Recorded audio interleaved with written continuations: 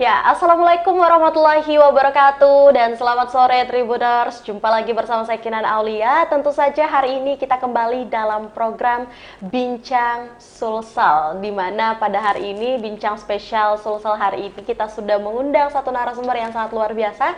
Karena edisi spesial kali ini kita sudah bersama Kadis Kesehatan Provinsi Sulawesi Selatan. Dan tentu saja di studio Tribun Timur langsung live bersama Tribuners semua. Dan pastinya Tribuners dimanapun berada selalu dalam keadaan yang sehat, berbahagia, dan pastinya bersemangat. Seperti yang saya katakan di awal, pada edisi spesial kali ini bersama Dinas Kesehatan Provinsi Sulawesi Selatan, tentu saja kita akan membahas satu tema yang sangat menarik, yang pastinya juga informatif untuk Tribuners dimanapun berada. Hari ini Tribuners kita akan membahas mengenai program prioritas gubernur di bidang kesehatan. Terkait hal ini tentu saja hadir banyak pertanyaan bagaimana mungkin progres kegiatan-kegiatan dan program prioritas yang dihadirkan oleh gubernur terkait di bidang kesehatan yang ada di Sulawesi Selatan. Langsung saja kita berkenalan dengan narasumber kita yang satu ini, yang cantik dan pastinya juga luar biasa. Sudah hadir di studio Tribun Timur Ibu Dr. Haja Rosmini Pandin, Master Akademi Rumah Sakit. Assalamualaikum warahmatullahi wabarakatuh, Ibu. Waalaikumsalam warahmatullahi, Mbak Kinan. Selamat datang di studio Tribun Timur. Ya.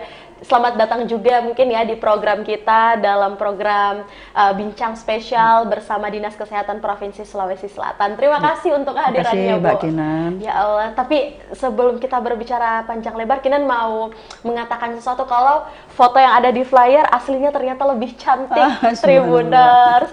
Baik, mungkin Bu boleh disapa dulu semua Tribuners yang menyaksikan kita pada sore hari ini. Baik.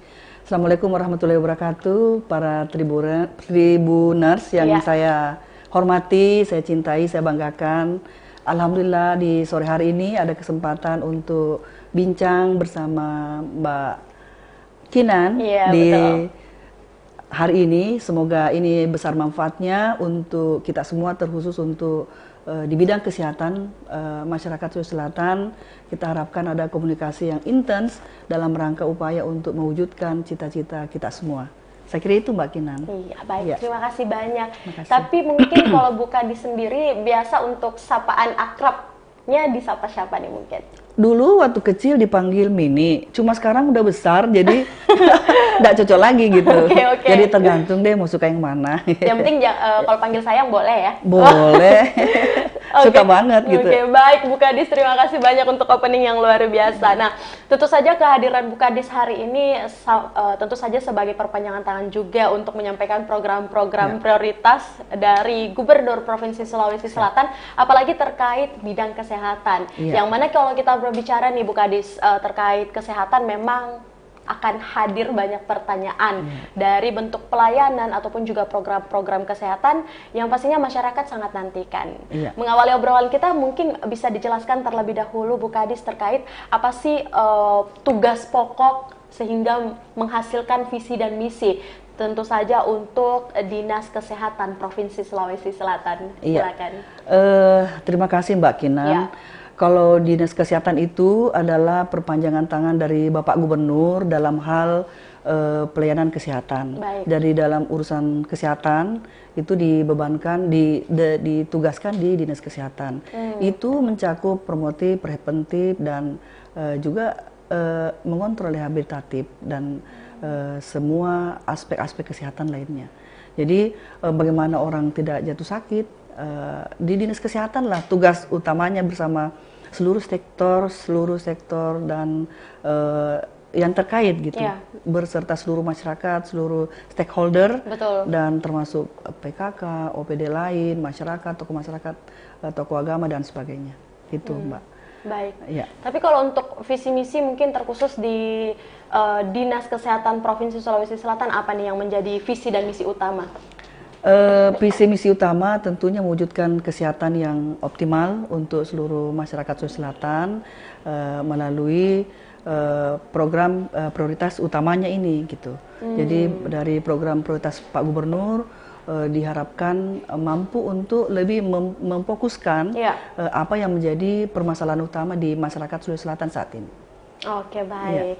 Nah, terkait itu pastinya juga untuk mutu pelayanan kesehatan ataupun juga pelayanan kepada publik, terkhusus di sini mungkin kita berbicara sektor masyarakat Sulawesi Selatan. Bagaimana mungkin Bu Kadis bisa disampaikan juga terkait mutu pelayanan kesehatan yang ada di Sulawesi Selatan?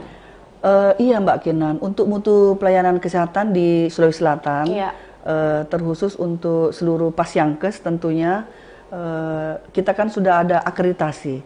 Jadi pada hampir semua, boleh dikatakan semua sudah akreditasi, baik itu puskesmas maupun rumah sakit. Dan itu memang standar pelayanan. Ketika itu tidak ada, maka MOU dengan BPJS tidak diberikan. Jadi suka tidak suka seluruh sarana tersebut harus akreditasi.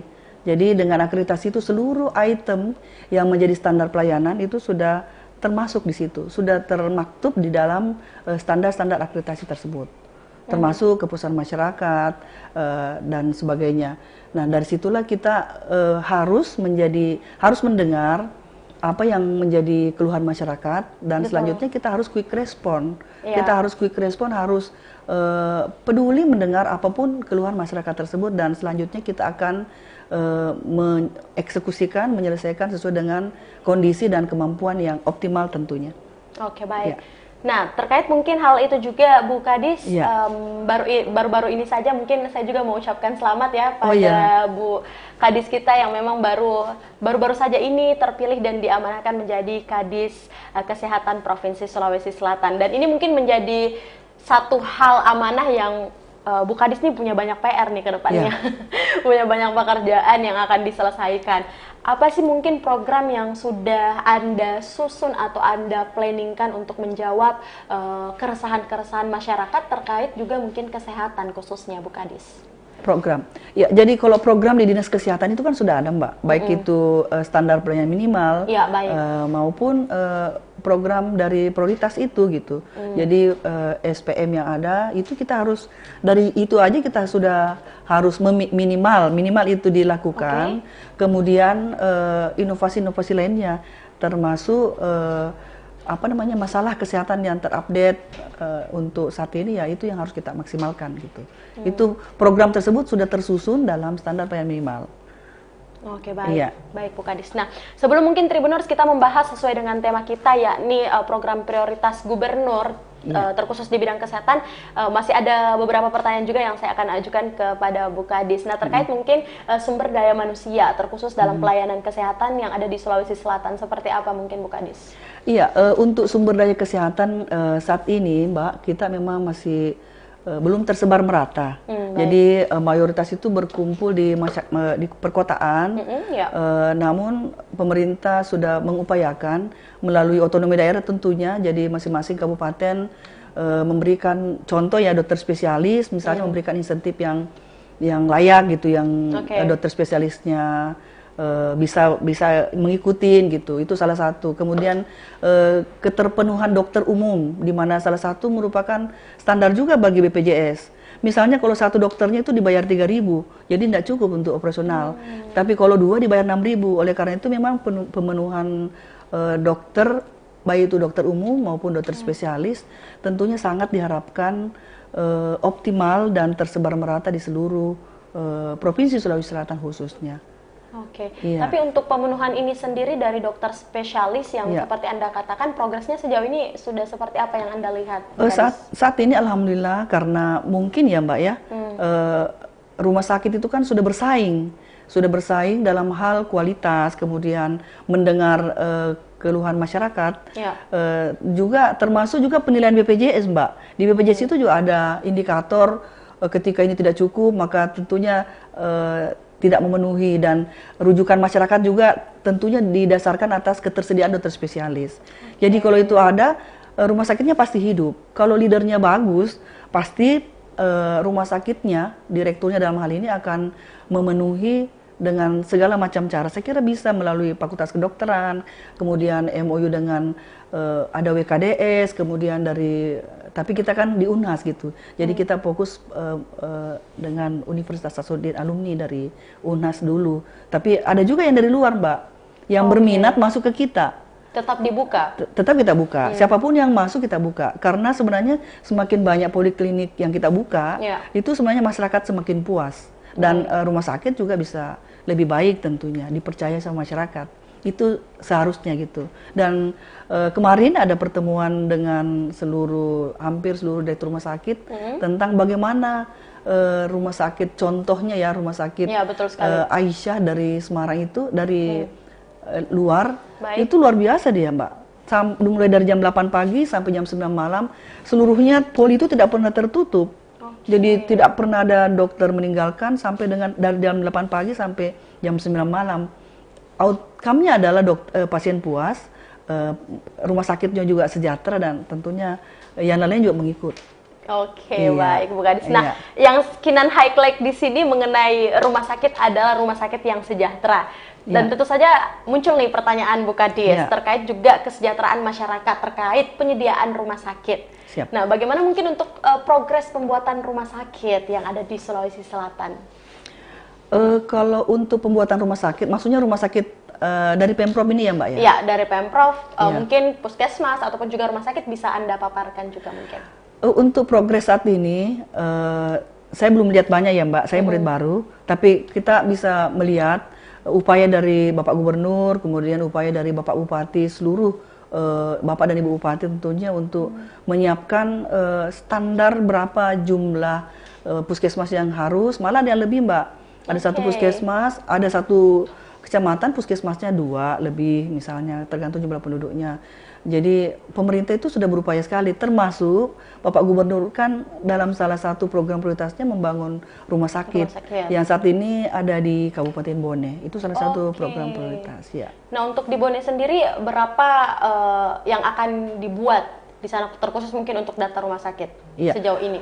Kalau untuk saat ini sebenarnya kalau promotif preventif itu jalan, rumah sakit itu cukup Mbak.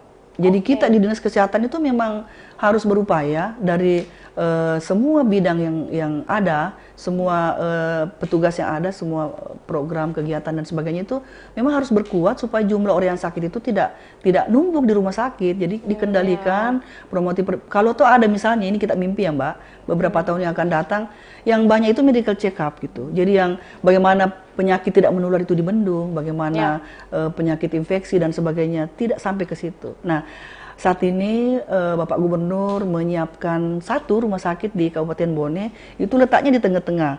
Karena dari kota ke kabupaten ke Bakungi ini Mbak, ya tempat Bapak Gubernur menyiapkan rumah sakit itu jauh sekali, mana berliku-liku. Jadi kalau pasien dibawa dari Bone ke Makassar atau dari sini juga mau ke Bone, baru dirujuk ke Makassar, itu sangat beresiko. Jadi sudah sangat tepat Bapak Gubernur meletakkan di situ, dan saat ini alhamdulillah sudah berjalan dengan baik.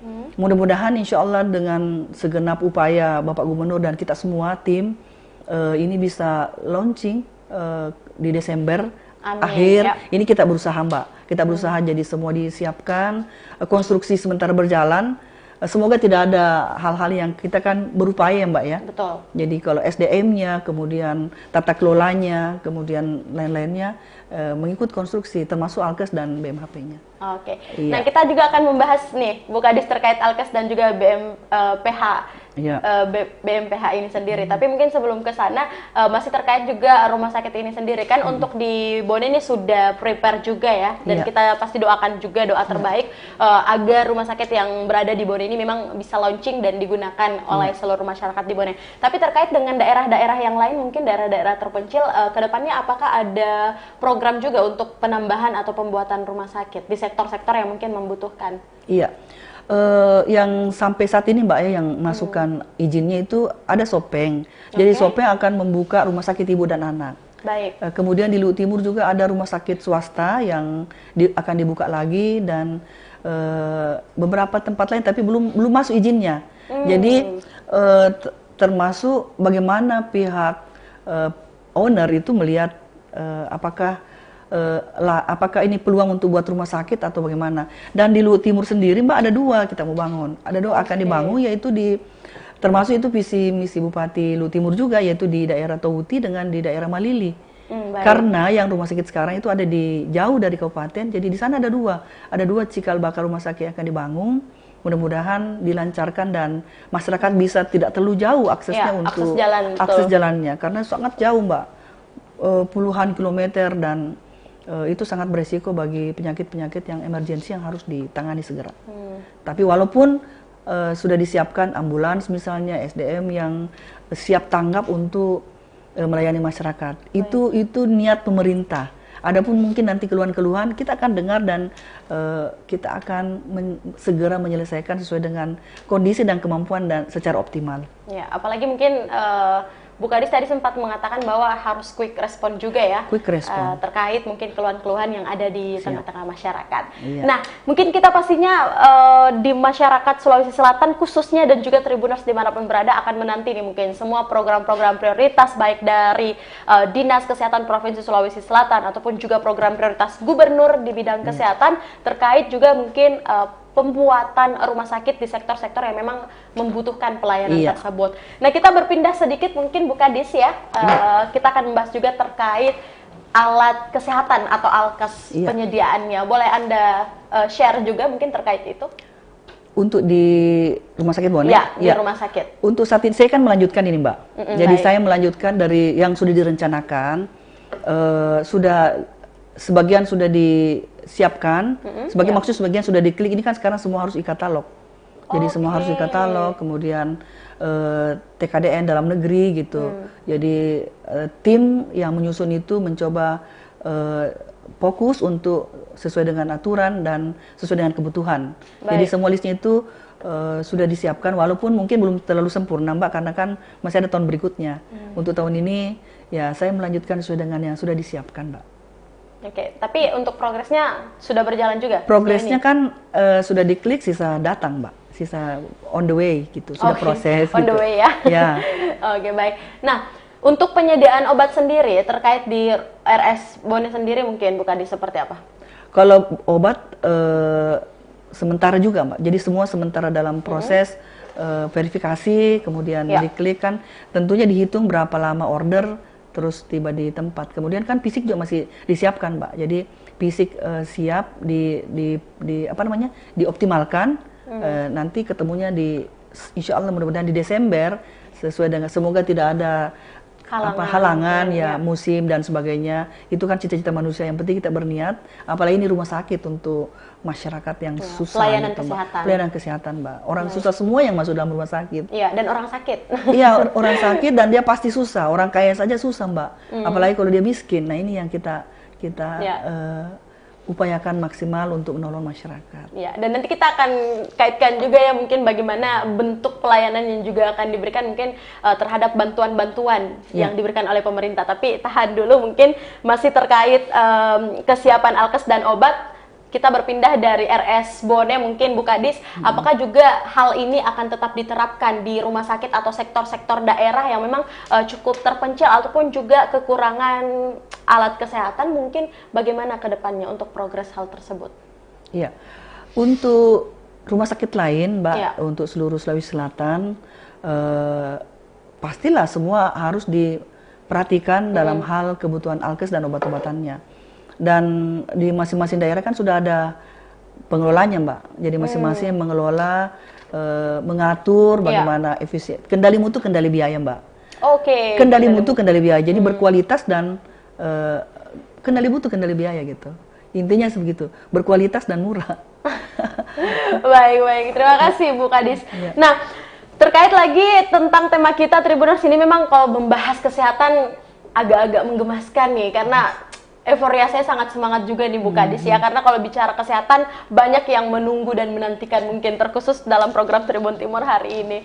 Selanjutnya adalah program prioritas Gubernur di bidang kesehatan. Mungkin dari tadi ada beberapa yang kita singgung juga, tapi kalau kita breakdown lagi ke bawah, ini terbagi atas 3 mungkin yang sempat kita bicarakan juga, bisa dipaparkan mungkin Bu Kadis? Iya. Jadi untuk program prioritas Gubernur itu Mbak, salah satunya tadi rumah sakit, kemudian stunting, kemudian Sulsel bersinar. Oke. Mungkin sebelum kita jeda di segmen berikutnya, kita mungkin gali beberapa dulu ya, Bu Kadis, boleh ya? Iya. Yang pertama mungkin kita akan bahas terkait Sulsel bersinar, gencarkan. Nah baik, kita bisa lihat di monitor juga mungkin Tribuners.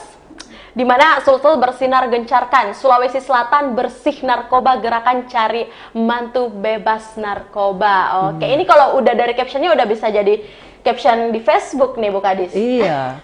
Ini seperti campaign atau ajakan, baik. Tapi bisa Anda jelaskan mungkin terlebih dahulu profil singkat terkait hadirnya program Sulawesi Selatan ataupun bersih narkoba atau Sulsel bersinar gencarkan. Silakan. Iya. Jadi ini dalam rangka upaya Mbak untuk menciptakan, ini sebenarnya untuk menciptakan generasi emas ya. Generasi emas itu bukan cuma jasmani. Jadi jasmani, rohani. Kalau jasmaninya sehat, terus rohaninya tidak sehat juga banyak Mbak yang sehat tapi itu di rumah sakit tadi itu sehat tapi enggak iya. Jiwanya nggak sehat. Kadang juga kita ya. Jadi kita mesti selain jasmani juga rohani. Jadi salah satu ini adalah salah satu upaya dari Bapak Gubernur untuk menyehatkan dari segi rohani keluarga Muhammad Warahmah melalui bersinar ini, bersinar gencarkan melalui cari mantu yang bebas narkoba. Kalau dia misalnya candu ya kita bisa rehab Mbak. Ini sekarang kita tidak menyakiti lagi gitu. Betul-betul kita bagaimana edukasi, bagaimana merangkul, menghidupkan kembali supaya bisa jadi manusia yang sempurna Mbak. Yang maksudnya bukan sempurna, manusia yang bermanfaat gitu, bukan menjadi beban. Apalagi dia jadi tulang punggung keluarga. Gitu, ya. Makanya mungkin captionnya cari mantunya yang bersinar ya. Oke. Ataupun juga Sulsel bersinar. Nah, terkait upaya ini sejauh ini bagaimana untuk implementasinya di masyarakat? Atau mungkin Anda boleh mulai dulu mungkin Bu Kadis dari data sampai saat ini untuk program Gencarkan Bersinar ini sendiri. Iya, jadi untuk program ini Mbak sudah sasarannya itu adalah seluruh penduduk yang mau menikah kan. Jadi kemudian saat ini sudah perlu mungkin kami sampaikan bahwa targetnya itu ada 3.446 orang di tahun 2022 ini. Kemudian anggaran yang Sulsel siapkan yaitu 1 miliar. Saat ini sudah ada untuk APBD. Untuk APBD. Ya. Saat ini sudah ada 9.000 yang diperiksa, ya sudah ada sekian yang positif, dan itu kita lanjutkan dengan rehabilitasi. Oke. Iya. Dan mungkin buat teman-teman yang sudah direhabilitasi, bagaimana untuk pelayanan yang ada di sana mungkin Bu Kadis? Kita ini bekerja sama dengan BNN, jadi kita bukan, ini adalah program kolaborasi antara Kemenak, kemudian ada banyak sektor ada banyak sektor, jadi antara Kemenak, kemudian BNN sendiri dan seluruh tokoh-tokoh masyarakat untuk melaksanakan ini dengan baik. Ya, terkhusus mungkin untuk untuk peran Dinas Provinsi Kesehatan sendiri terkait kegiatan ini seperti apa? Ya, jadi peran Dinas Kesehatan itu ya kita menyusun pedoman, kemudian mensosialisasikan, kemudian lakukan juga workshop. Jadi ini dibuat ada pendampingan. Ada pendamping, ada workshop dulu Mbak. Jadi di training dulu, konseling dasar bagi petugas. Kemudian ini tadi dananya ini untuk jasa pelayanan, kemudian jasa sarana. Jadi beli untuk penggantian biaya dan jasa untuk petugasnya.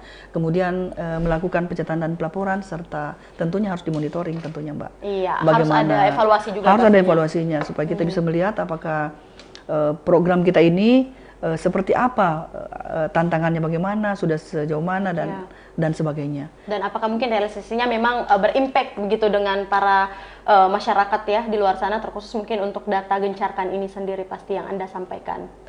Iya, sangat berimpact Mbak.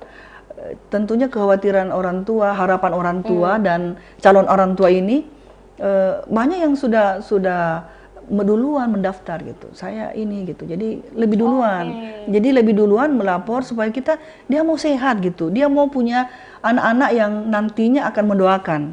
Kalau saya begini terus pasti nanti generasi saya siapa yang doakan gitu. Siapa memelihara saya ketika tua.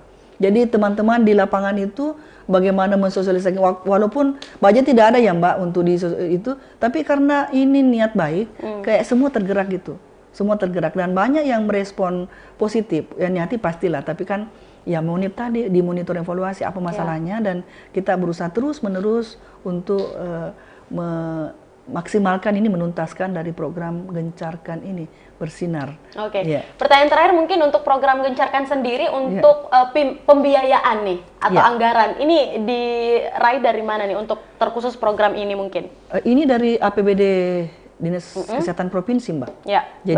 Jadi komitmen Bapak Gubernur melalui Dinas Kesehatan disiapkan ini 1 miliar ini untuk membiayai kegiatan ini. Kegiatan pemeriksaan, jadi jasa saran setiap diperiksa itu di penggantian biaya bahan habis pakai dan jasa pelayanannya, Mbak. Oke, untuk beberapa segmen juga pastinya ya, dalam 1 miliar yang APBD tersebut untuk digunakan dalam beberapa program terkhusus dalam program Gencarkan ini. Iya. Baik, terima kasih Bu Kadis. Ini obrolan kita makin kesini makin seru Tribuners. Tentu saja masih ada program berikutnya yang akan kita bahas juga terkait stunting, di mana kita ketahui memang Sulawesi Selatan dalam hal ini, saya ada data juga di mana prevalensi stunting Sulawesi Selatan ini sampai di 2018 35,6% ataupun juga urutan 4 tertinggi nasional. Ini data dari Riskedas 2018. Untuk itu bagaimana mungkin Dinas Kesehatan Provinsi Sulawesi Selatan menjawab tantangan ini? Jangan kemana-mana, kita akan kembali seusai jeda berikut. Tetap di Tribun HUT Sulsel pada saat ini bincang spesial bersama Dinas Kesehatan Provinsi Sulawesi Selatan.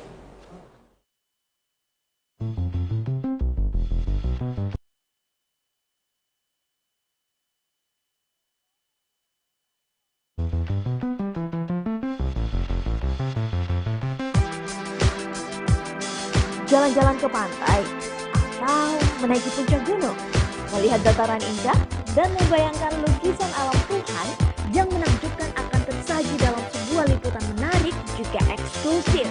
Ikuti perjalanan saya menuju destinasi paling epik di Sulawesi Selatan, hanya di Wisata Virtual Tribuners.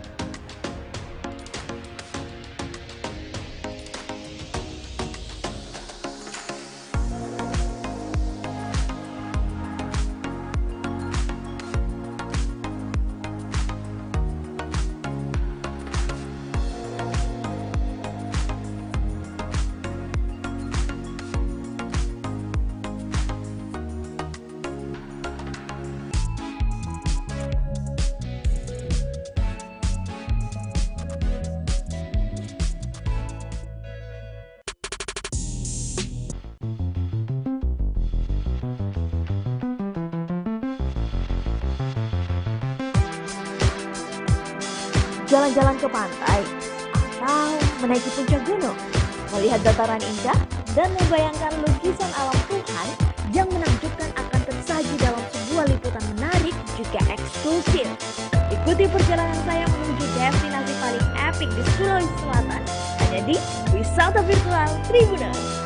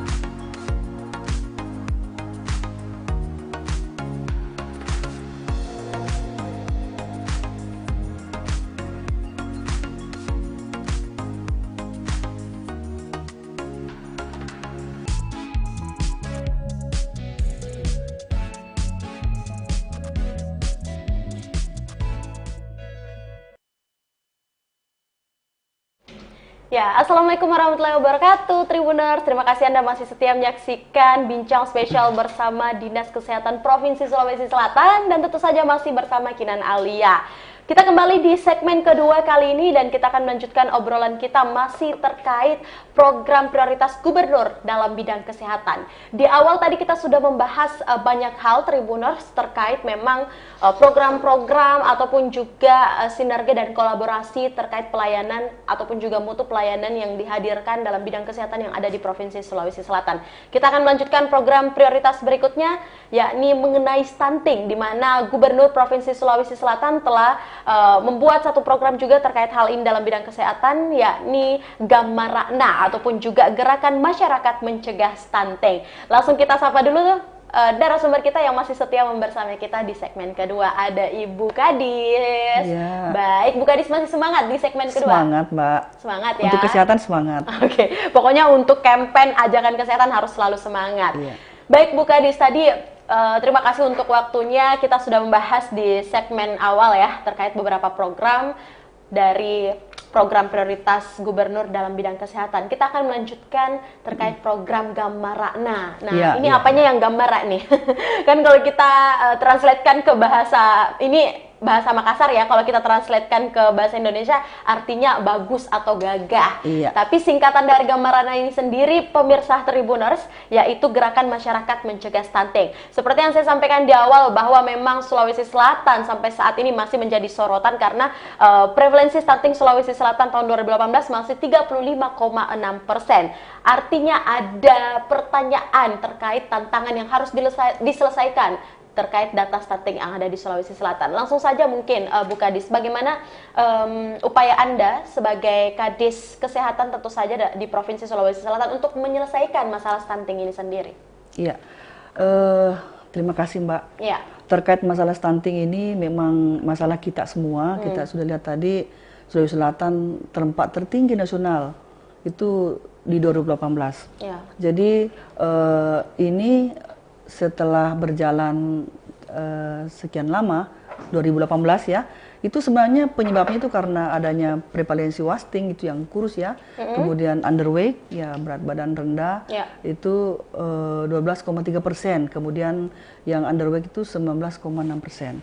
Kemudian untuk ibu hamil, jadi sasarannya itu dari anak-anak, kemudian ibu hamil, kemudian balita yang ditimba di posyandu. Nah itulah sasarannya kita semua. Dan juga masalahnya yang lain yaitu karena terbatasnya jumlah petugas gizi. Jadi inilah masalah kita, sehingga kita berupaya untuk menciptakan inovasi-inovasi yang bisa mengubah ini dari ranking terempat di ranking 4 tertinggi menjadi lebih baik tentunya. Ya. Nah, untuk di 2019 itu sudah turun menjadi 30,6. Oke, ada penurunan ada penurunan. Kemudian pada tahun 2021 itu 27,4. Walaupun di target kita sebenarnya di 2021 itu 24,59. Jadi untuk 2022 ini seluruh stakeholder digerakkan, Mbak. Jadi kami lihat ya, dengan melibatkan Ibu Ketua Tim Penggerak PKK, mulai dari Ibu Ketua Tim Penggerak PKK Provinsi sampai seluruh di tingkat desa, ini nampak sekali Mbak dengan menggerakkan semua itu. Begitu juga dengan seluruh stakeholder yang terkait, karena itu kan ada intervensi spesifik, kemudian ada intervensi sensitif. Nah, yang terlibat pertanian, kemudian desa, PU, termasuk kesehatan lingkungannya. Ketika semua ini bergerak, kita lihat alhamdulillah ini saat ini, apalagi ada turun lagi saat ini Mbak, namanya petugas ASS. Ya, petugas aksi stop stunting. Jadi betul-betul petugas itu turun ke rumah mendeteksi di lokus stunting yang di lokus yang disiapkan untuk mengedukasi, kemudian mengukur dan melihat semua permasalahannya. Dan kita alhamdulillah ini bisa insya Allah nanti pada ini kan lagi lagi perhitungan ini Mbak. Mudah-mudahan nanti setelah perhitungan di November kita bisa dapatkan yang lebih baik lagi. Jadi memang perlu untuk stunting ini karena jangka waktu lama dan butuh seluruh bergerak untuk mengedukasi ya Mbak ya. Dan yang paling penting itu adalah posyandu Mbak. Bagaimana ibu itu datang ke posyandu untuk menimbang anaknya, sehingga di situ kan di buku KMS kelihatan dengan mempelajari buku KMS, buku kesehatan ibu dan anak di sebelahnya itu ada untuk anaknya, itu lengkap sekali Mbak. Nggak usah lagi kita edukasi, cukup dibaca, dituntun, diikuti dari buku tersebut, buku orange, maka insya Allah anak-anak yang resiko stunting bisa kita kendalikan. Jadi itu yang kita lakukan saat ini. Itu yang pemerintah lakukan bersama Ibu Ketua Tim Penggerak PKK, mulai dari provinsi sampai ke desa. Jadi ini gerakan masif ini Mbak. Dan Ibu Gubernur minta setiap minggu datanya. Bagaimana data ini? Termasuk continuum of care, mulai dari remaja, dari remaja harus minum tablet tambah darah Mbak. Kemudian bagaimana dia usia subur, mau menikah, masuk lagi tadi sulsel bersinar, ya kan? Kemudian saat hamil bagaimana, itu continuum of care. Jadi apalagi pada saat dia hamil, melahirkan, di bawah 2 tahun, 5 tahun, continuum of care. Jadi menciptakan generasi emas di 2024 itu kita memang butuh kolaborasi yang kuat dari semua sektor, gizinya, lingkungannya, kemudian mindsetnya, jangan mendengar hoax Mbak. Jadi bagaimana ibu itu ASI eksklusif gitu. Semua memang harus dan itu ada di buku pink itu Mbak. Jadi bagaimana masyarakat mengetahui bahwa betapa pentingnya buku pink ini. Seperti di luar negeri. Di luar negeri itu buku kesehatan seperti ininya itu jadi syarat untuk masuk sekolah. Dan mudah-mudahan kita bisa juga lakukan itu sebagai upaya untuk wajib untuk menimbang, kemudian dipantau dan seterusnya. Untuk menekan juga pasti ya angka stunting yang ada di Sulawesi Selatan terkait beberapa kegiatan yang dijalankan juga, termasuk mungkin yang saya highlight juga di sini Bu Kadis adalah gerakan bersama dengan PKK juga dan pastinya seluruh sektor. Nah, bagaimana mungkin untuk implementasi Gamara ini sendiri mungkin dari data yang ada di monitor juga Tribuners bisa Anda lihat bersama? Iya. Jadi Gamara ini tentunya ada 7 Mbak, ada 7 langkahnya, yaitu pertama pengumpulan data, kemudian penentuan desa lokus, kemudian rekrutmen tenaganya, dan pelatihan petugas juga, kemudian bertugas yang mulai bertugas di lokus, kemudian advokasi ke pemerintahnya. Jadi harus juga diadvokasi supaya disupport Mbak. Termasuk di data ini, kalau data anak-anak, data sasaran, kemudian di pemantauan, kemudian paket intervensi gizi. Jadi ada paket intervensi gizi yang langsung diserahkan ke sasaran. Kemudian pendampingan gizi tentunya. Jadi edukasi dari petugas gizi dan petugas termasuk PKK juga Mbak sudah menjadi edukator semua. Malah di satu tempat saya katakan bahwa kalau bisa satu orang ini ada orang tua asuhnya. Setiap anak stunting ada orang tua asuhnya, baik itu orang tua asuh di petugas maupun orang tua asuh di PKK dan sebagainya. Jadi otomatis dia fokus melihat perkembangan satu anak ini. bukan ada per orang ya. Iya. Jadi banyak teman-teman kami juga di daerah menciptakan inovasi untuk berlomba Mbak ini bagaimana menuntaskan selain gambar di provinsi, di daerah-daerah juga tetap digaungkan. Digaungkan Mbak. Jadi mereka berlomba untuk membuat inovasi. Ada satu daerah yang membuat di Luhut Timur Mbak itu inovasi posyandu penting. Jadi seluruh sasarannya itu yang resiko stunting. Jadi kita hadirkan dokter spesialis, kemudian dokter umum kalau perlu dirujuk ke spesialis untuk jangan sampai, karena tagline Bapak Gubernur itu usahakan jangan ada yang lahir stunting atau yang stunting baru. Jadi kalau jangan ada stunting baru, artinya seluruh anak-anak yang lahir ini kita upayakan berikan ibunya gizi yang baik sehingga tidak kek, sehingga pada saat bayinya lahir tidak stunting. Kemudian jangan ada anak-anak yang begitu dia lahir, misalnya dia mencret, kemudian dia batuk, sakit menahun, akhirnya dia masuk ke stunting, Mbak. Jadi Bapak Gubernur menginstruksikan jangan ada stunting baru dan lahir stunting. Dua hal ini ya? Dua hal yang sangat penting yang tugas buat kami seluruhnya. Baik itu petugas kesehatan maupun seluruh tadi sektor yang terkait. Ya, baik. Nah, ada yang menarik juga mungkin Bu Kadis terkait beberapa implementasi untuk stunting sendiri. Pastinya di masa pandemi, kita mau flashback sedikit nih bahas masa-masa lalu. Iya. Oke, terkait mungkin di 2 tahun kemarin, tepatnya pada masa-masa pandemik, tentu saja ini menjadi upaya atau kerja keras juga ya buat teman-teman di Dinkes sendiri, di Dinas Kesehatan. Bagaimana implementasi untuk stunting di masa-masa pandemi? Mungkin bisa di-share juga beberapa kegiatan. Iya, kalau kegiatannya di masa-masa pandemi itu tetap dilakukan, Mbak. Jadi bagaimana stunting itu kita kawal di masa pandemi, dilakukan swab test. Kemudian tetap pakai masker. Jadi tetap berkomunikasi dengan sasaran, cuci tangan pakai sabun, pakai itu Mbak, gerakan 3M ya. 3M ya. Kemudian alat yang dipakai didesinfeksi, kemudian kita di ruang terbuka gitu, rembuk terbuka. Itu adalah salah satu kegiatan yang walaupun masa pandemi tapi protokol kesehatannya tetap jalan. Nah, kita lihat banyak yang Ibu Gubernur lakukan untuk ke seluruh tim penggerak PKK-nya untuk gerakan dalam rangka stop stunting ini, Mbak. Stop stunting. Tidak bisa, mudah-mudahan bisa zero. Sebenarnya kalau kita bisa zero, tapi itu kan butuh waktu dan kerja. Ya, butuh proses juga untuk menuju ke sana. Tapi optimisme dari Bu Kadis tentu saja besar ya untuk menuju data sampai zero stunting di Sulawesi Selatan khususnya. Kita optimis ketika seluruh sektor itu bekerja sama, Mbak. Karena itu kan yang mendukung kesehatan lingkungan. Betul. Rumahnya. Banyak ya. Jadi ada namanya keluarga beresiko stunting. Rumahnya tidak memenuhi syarat. Nah, ini semua memang kepedulian yang terkait, termasuk mungkin CSR yang bisa mendukung semua itu. Buang air besar tidak bebas gitu, jadi pada tempatnya. Jadi makanya ini connect dengan Kabupaten Sehat, Sulsel Sehat gitu, Mbak, programnya.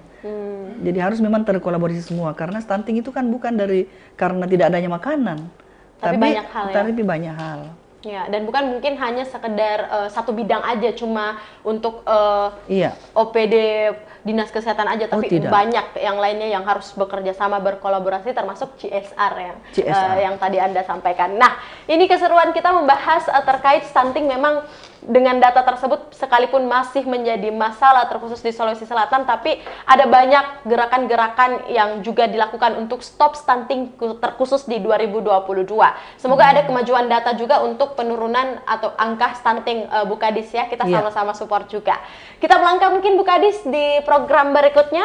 Sebelum kita mengakhiri sesi ini, kita akan bahas satu program lagi terkait program data BIAN dan juga vaksinasi. Nah, ini nih mungkin Bu Kadis yang banyak juga mungkin menanyakan hal ini, bahkan mungkin banyak yang tidak ingin untuk BIAN ini. Tapi kita boleh membuat dalam hal ini untuk ajakan atau campaign. Bagaimana sih untuk implementasi data vaksinasi sampai sekarang? Iya, Mbak. Terima kasih, Mbak. Terkait BIAN ini sudah diperpanjang berapa kali ya. Tentunya dengan harapan kita bisa eliminasi gitu, eliminasi campak di 2023. Baik. Karena tahun lalu ada COVID, jadi ditambah 1 dosis, makanya kita lakukan BIAN. Dan sampai saat ini Pemprov itu Sulawesi Selatan itu sudah 93,8%. Wow. Ketika dia 95%, maka kita sudah dianggap sudah sukses gitu, Pak. Sudah jadi, di titik aman ya. Oleh karena itu kita sangat berharap seluruh orang tua sadar untuk masih ada Mbak yang mendengar hoax sehingga program pemerintah ini tidak dilaksanakan. Padahal ini untuk kesehatan anaknya gitu.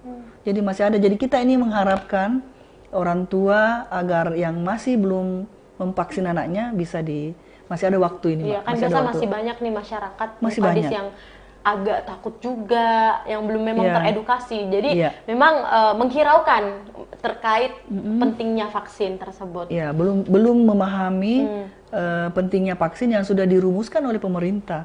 Tentunya ini untuk kebaikan masyarakat. Ya, karena kalau sudah kena ya resikonya kan agak sulit juga, Mbak. Kasihan anaknya kan. Mudah-mudahan lah masyarakat kita bisa menyadari dan yang belum vaksin segera datang ke sarana pelayanan kesehatan untuk disehatkan anaknya. Menghindari dari, karena kan sudah dibayarkan BPJS-nya, Mbak. Terus kalau misalnya tidak mengikuti ini, pembiayaan nanti akan tidak tercapai ya, tidak maksimal karena pemerintah sudah menyiapkan BIAN supaya anak-anak kita sehat, tentunya bekerja sama dengan sekolah, tapi kalau belum dimanfaatkan fasilitas ini, tentunya nanti angka kesakitan juga kita tidak. Sama dengan COVID, Mbak, vaksin. Pemerintah sudah menyiapkan vaksin. Ya, tidak semua terpakai. Akhirnya kan tidak sesuai dengan perencanaan. Ya, akhirnya terjadi di luar perencanaan ya. Ya, mudah-mudahan kita berharap masyarakat mendengar kami. Jadi kami siap menjawab pertanyaan, kami siap menjadi pendengar, kemudian akan menjelaskan seperti apa yang sebenarnya sehingga program pemerintah dalam hal pemberian jaminan kesehatan masyarakat kepada warganya bisa maksimal gitu. Betul. Bisa maksimal karena kalau sakit ditelepon juga di mana-mana gitu, Mbak. Makanya kita berupaya merangkul seluruh masyarakat, menyayangi mereka dengan menyiapkan program-program supaya anak-anaknya itu terbebas dari penyakit-penyakit tertentu. Iya, dan pastinya impact-nya bukan hanya ke 1 atau 2 orang juga, tapi seluruh sektor sosial dan juga lingkungan ya. Memang kalau kita kayaknya Bu Kadis bahas kesehatan nih agak-agak ribet dan luas sekali, Mbak. Luas karena sekali. Banyak sekali yang mencakup dalam hal ini. Nah, tapi itu mungkin beberapa ya program prioritas pemerintah ataupun juga terkhusus dalam hal ini Bapak Gubernur Provinsi Sulawesi Selatan yang memang kita melihat begitu peduli terkait perkembangan ataupun juga pelayanan di bidang kesehatan sendiri, dan bersama Kadis Kesehatan Provinsi Sulawesi Selatan yang juga berkolaborasi dalam hari ini membutuhkan kolaborasi bukan hanya dari beberapa sektor tapi seluruh masyarakat pastinya.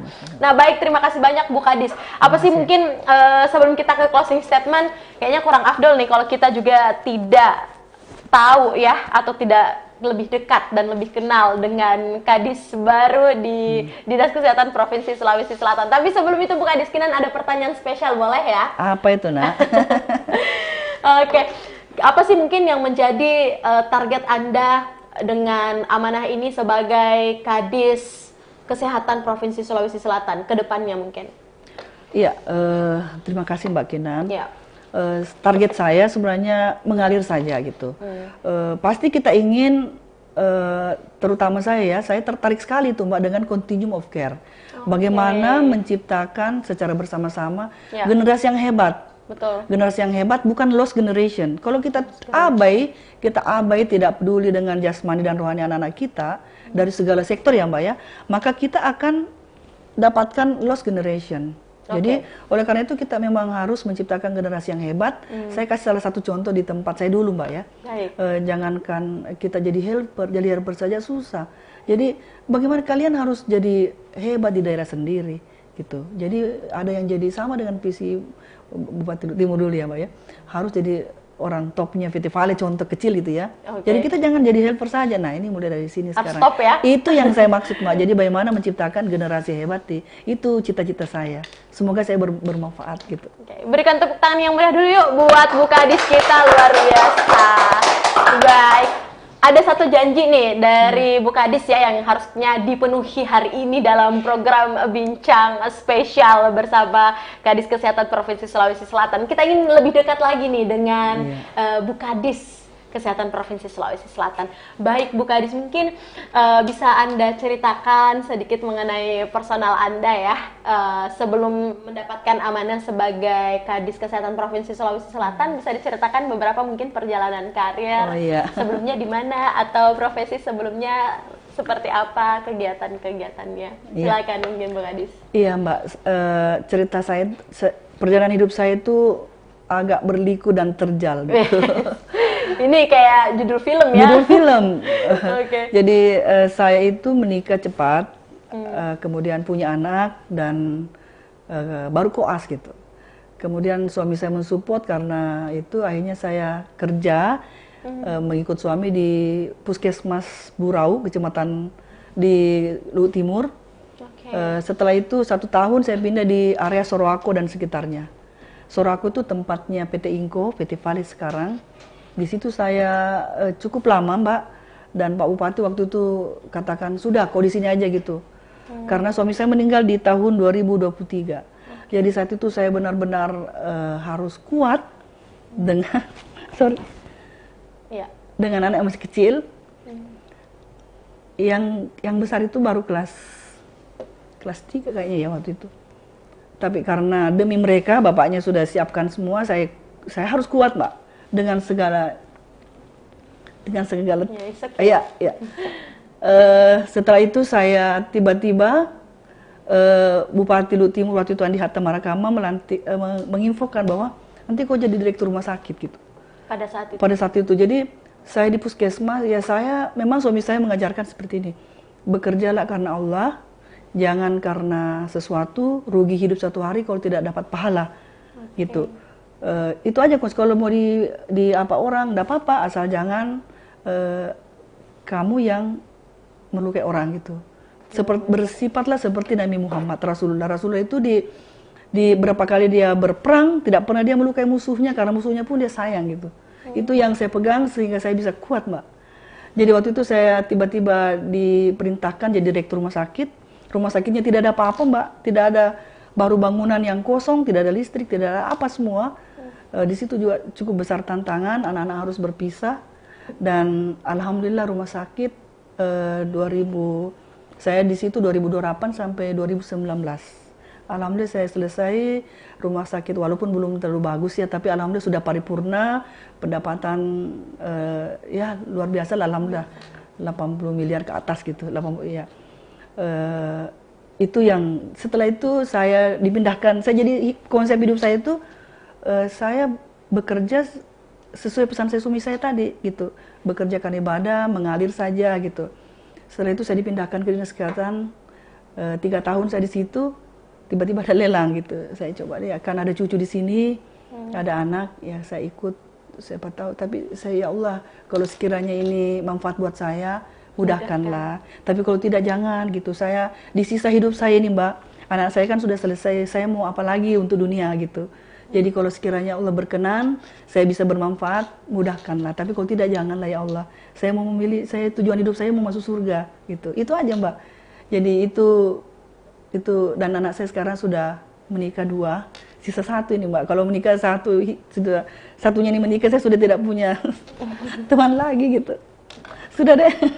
Tapi banyak masyarakat yang gitu pastinya ya? Bangga dengan kehadiran Ibu. Kita tidak tahu Mbak. Jadi kita tidak tahu. Karena di sekitar kita itu kan macam-macam gitu. Ya, yang penting kita bersangka baik, kemudian bersyukur, kemudian berusaha untuk bermanfaat.